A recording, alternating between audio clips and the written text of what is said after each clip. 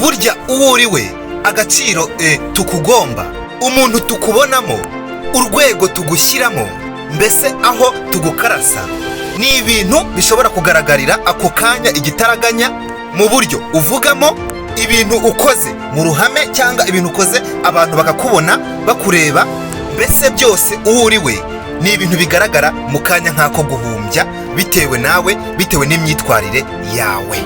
Ibi ni ibintu utagomba gukora uko byagenda kose, ni ibintu utagomba gukorera mu ruhame.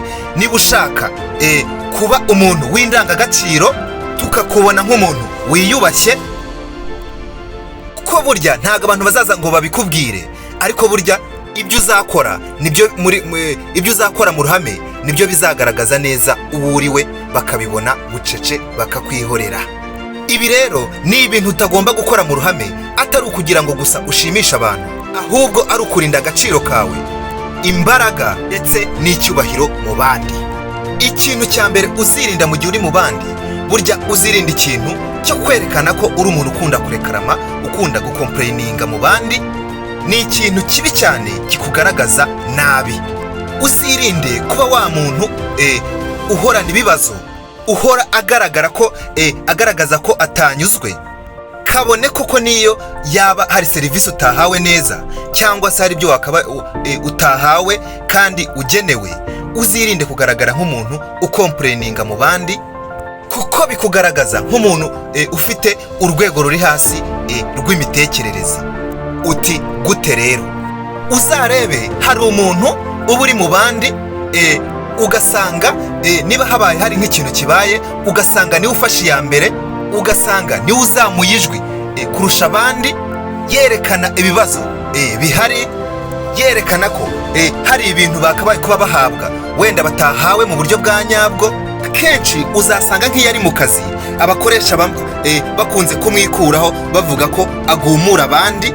Burya niba hari ikibazo kibaye uri kumwe n'abantu, ntabwo ari ngombwa guhita usakuza werekana ko bakurenganyije, werekana ko hari ibyo wagakorewe, ahubwo uratuza ukaba wakwibonanira n'ababishinzwe mukabiganiraho.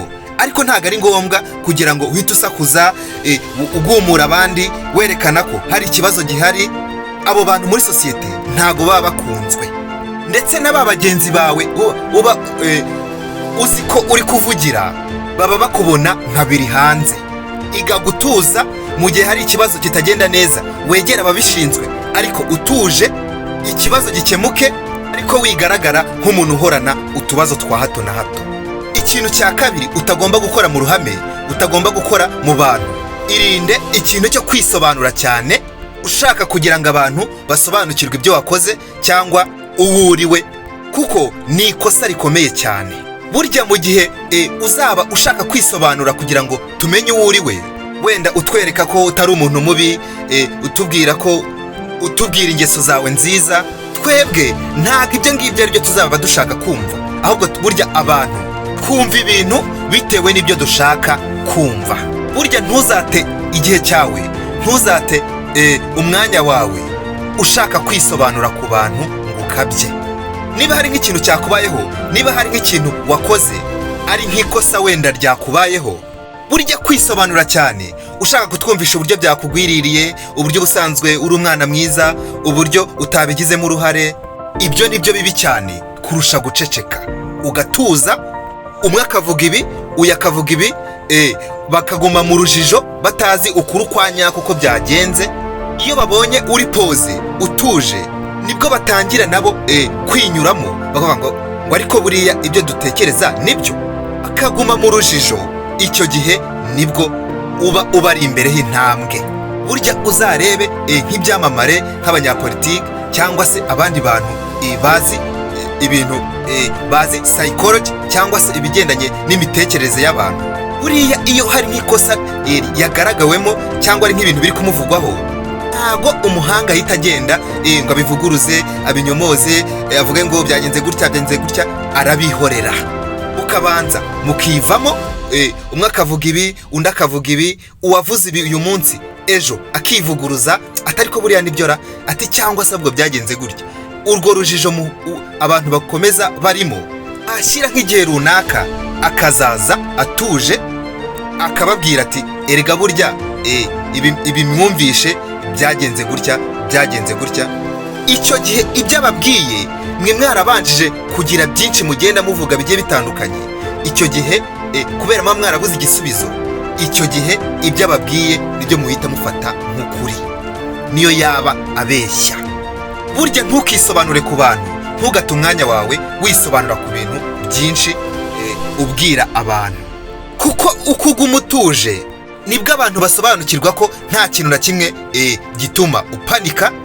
Basobanukirwa ko uri umuntu wifitemo imbaraga muri wowe, ndetse twarabibonye cyane kuko uko ugenda wisobanura cyane nibwo ugenda ukora amakosa menshi, bikanarangira abantu bamenye imbaraga nke zawe aho ziherereye, kandi burya baba bakurangije. Burya kwitangaho ibisobanuro byinshi bigaragaza ko nta mutekano muri wowe ufite, bigaragaza ko nta confidence ugira muri wowe. Ni ibintu bibi cyane, kandi burya ntabwo ukeneye kugira ngo abandi bantu bakwemere ngo ubone kuba uwo uriwe. Reka tungana n'ibikorwa byawe, niba bifite akamaro, niba bifite agaciro, niba bikubahisha, ibindi ubishyire ku ruhande. Irindi kosa rikomeye cyane utagomba gukorera mu bantu, kizira kikaziririzwa, uzirinde kugira amarangamutima ukaba wasubizanya n'umuntu urimo gukritika, cyangwa se hari ibintu arimo akuvugaho ugahita umusubizanya amarangamutima warakaye cyane. Ririya ni ikosa rikomeye cyane, uba ugaragaje uwo uriwe, uba ugaragaje urwego uriho. Burya ntabwo ari buri bintu byose bikuvuzweho uba ugomba gusubiza. Oya, hari abo njya mbona bamuvugaho nk'akantu gatoya, niyo byaba ari ukumuserereza, ugasanga ahise agira amarangamutima, ugasanga azamuye ijwi hafi no kurwana. Ibyo bintu bigaragaza uwo uriwe uciriritse. Burya niba umuntu akwendereje, ntabwo ari ngombwa ngo uhite uzamura umujinya kubera ibyo akuvuzeho. Biriya ni amakosa akomeye. Ntabwo ari ngombwa ngo uhite wiyerekana cyangwa se ngo ushake kwidefanda. Fata pose niba bikubayeho, utuze, umurebe mu maso, umwenyure gake, ubundi wikomereze. Burya narabibabwiye, kandi hano abahanga nabo babivuga neza cyane.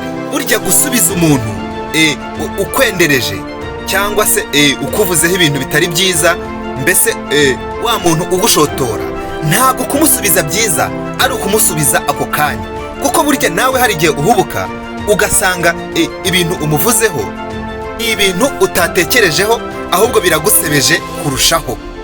Icyiza burya iyo ufashe umwanya ukabitekerezaho, waba ushaka no kuzihorera, ukabanza ugatekereza uburyo nawe uzabigenza, kuko wa mwanya ufata ugatuza, uretse no kuba ukugaragaza nk'umuntu w'umugabo, ukugaragaza nk'umuntu mukuru, nk'umuntu ufite icyo amurushije, nk'umuntu ukontorora umujinya we, nk'umuntu ufite confidence, ahubwo binagufasha no gutegura neza.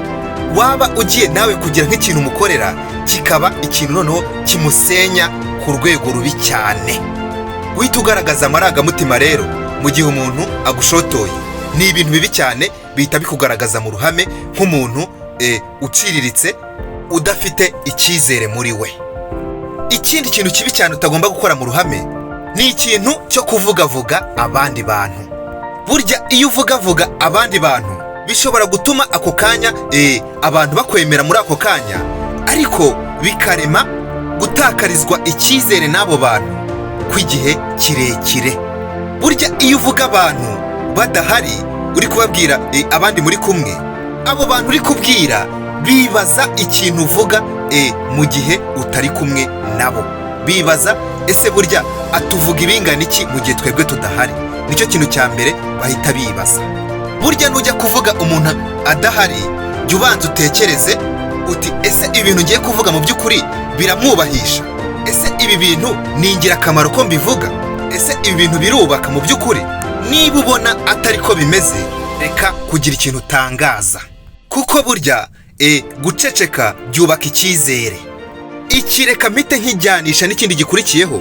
Burya mu gihe uri mu bantu, uzirinde gukoresha gusebya undi muntu ubikoresha nk'intwaro, wenda ngo ugire icyo ubona cyangwa se abantu bakwemere.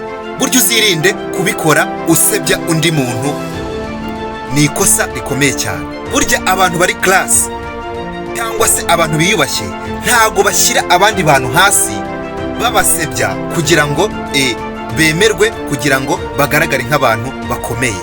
Ahubwo burya iyo werekanye ko wubashye undi muntu, niyo waba wenda atanakuruta mu kintu runaka, ahubwo ukagaragaza ko nawe umwubashye, ni ibintu bihita bikongerera agaciro, ndetse byerekana abantu muri kumwe yuko uri umuntu ugira indangagaciro, ukaba uri umuntu uri intellectuel.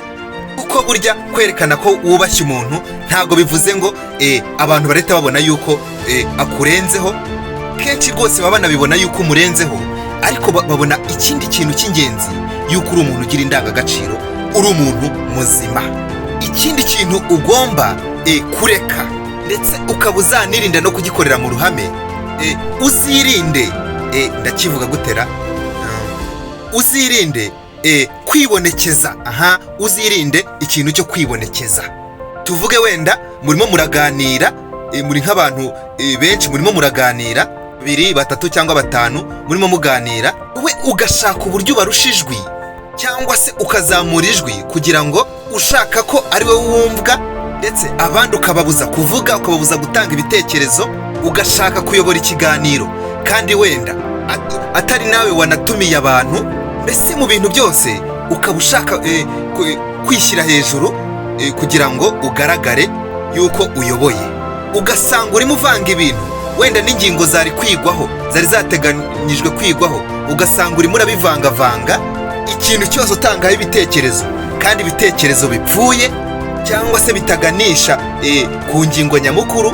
Ugasanga mbese urimo wibonekeza, kandi biriya bintu ntago ari byiza. Biriya bintu biragusebya mu bantu. Tuza nukenerwa kutanga igitekerezo, ugitange utuje. Niba kandi hateguwe ko hari abari buvuge, bareke wowe utega amatwi. Niba ari n'akaburage wumva ufite, kanagemo, ariko byihuse cyane, wongere utuze. Ariko mu by'ukuri jya witwara nk'umuntu uri intellectuel. Ikindi kintu utagomba gukora mu ruhame, kizira kikaziririzwa. Gerageza niba uri kumwe n'abantu, wituma hari umuntu wiyumva nkaho atari kumwe namwe, wiyumva nkaho atagakwiye kuba ari aho hantu. Ibyo bintu ni bibi cyane. Urugero, wenda uraje, wenda ugiye kubwira abantu, hakaba hari nk'umuntu uzi ko atumva icyongereza, hanyuma nawe ugahita uvuga nko mu cyongereza, kandi we yiyumvira ikinyarwanda gusa, ugahita ubwira abo bantu mu cyongereza. Ako kanya ahita yiyumvamo yuko atagakwiye kuba ari aho hantu. Hariya rero burya uba umuhemukiye, kandi uba umusebeje. Burya uraje usanze hari nk'abantu nka 5 bari kumwe, wise ufata nka 4 cyangwa 3, urabihereranye aho ngaho, kandi mu buryo ubona ko n'ubundi butagakwiye. Fasha umuntu umwe umukuye muri abo bandi bose. Burya hari uburyo wabikoramo, kandi na wa muntu udashaka ko iyo message ayifata, ntubikore mu buryo bumusebya. Nyaboneka ibyo bintu mujye mubyitaho, kuko burya birakonta cyane. Uraje usanze abantu bari kuganira, ni byiza, ibintu bimeze neza, hanyuma wowe aho kugira ngo uganire wenda ku byo bari barimo bavuga, ugahita uzana nk'ikintu cyabaye, nka event yabaye runaka, wari urimo hamwe n'abo bantu, ariko hakaba harimo umwe cyangwa bake muri abo bantu bahari iyo event batari bayirimo. Ugasanga ubagize nkaho batagaragara, bahita biyumvamo nkaho badahari, nkaho batagakwiye kuba bari aho hantu. Burya ubuhemutse, ububihije ikiganiro. Utwo tuntu nubwo tutwita utuntu dutoya, ariko burya tugira influence nini mu buryo abantu batubonamo, mu buryo abantu batwubahamo. Mujye mubyitondera. Ikindi kintu ugomba kwitondera iyo uri mu bantu, uzirinde gusuzugura umuntu uwo ari we wese, cyane cyane bitewe n'akazi akora cyangwa na serivisi akora. Hari ibintu dukunda kwibeshyaho tuvuga tuti, cyangwa se tugasuzugura abantu bakora muri serivisi zigiye zitandukanye, kandi burya ntago ari byo. Ugasanga abakirina, bariya abantu bakora mu tubari mwita abaseriveri, ugasanga abantu benshi bakunze kubibeshyaho bakabasuzugura. Abashoferi, abareceptioniste, ugasanga hari abantu babafata ukundi kuntu, ariko burya mu gihe ugifite iyo myumvire nawe uba uciriritse. Mu gihe ugifite iyo myumvire uba uciriritse. Burya umuntu namara kuguha serivisi jya umushimira umubwire ati urakoze cyane. Ndagira ngo wumve iki kintu, burya ntago agaciro kacu kabarirwa mu kazi dukora cyangwa umushahara twinjiza. Reka reka reka, burya umuntu w'umusirimu ni wa muntu wubaha buri wese ku rwego rwe. Kandi niba ufite imibereho yawe n'undi nawe afite iye, n'uriya akagira iye, kandi ntago bivuze ngo amafaranga dufite agena 100% ry'imibereho myiza tubamo. Reka reka. Ikintu cya nyuma, ntuzigere wibagirwa ko ari wowe ugaragaza uwo uriwe, ari wowe ugaragaza imyitwarire yawe. Abantu burya ntago bazibuka ibyo wavuze, ahubwo bazibuka ibikorwa byawe. Gira disipurine, rangwa na disipurine, ujye uharanira kumva kurusha ukuvuga. Hagarika kugaragara nk'umuntu ukomplaininga cyane, hagarika kujya wisobanura cyane ku bantu, rekera kugaragaza ibintu by'amarangamutima ku rwego rukomeye, hagarika ibintu byo kujya uvugavuga abantu, ubaha buri wese utitaye ku kazi akora cyangwa se umushahara yinjiza. Uzaba uhinduye uko isi ikubona, ubundi urebe uburyo uhinduka umuntu w'agatangaza, umuntu sosiyete yose ifatiraho icyitegererezo. Niba ubu butumwa bugufashije, kanda subscribe, andika muri comment, ukomeze guhana ibitekerezo hano kuri channel yanyu Ibanga Entertainment, aho tubana buri munsi. Ciao, naho mu kiganiro gikurikiyeho.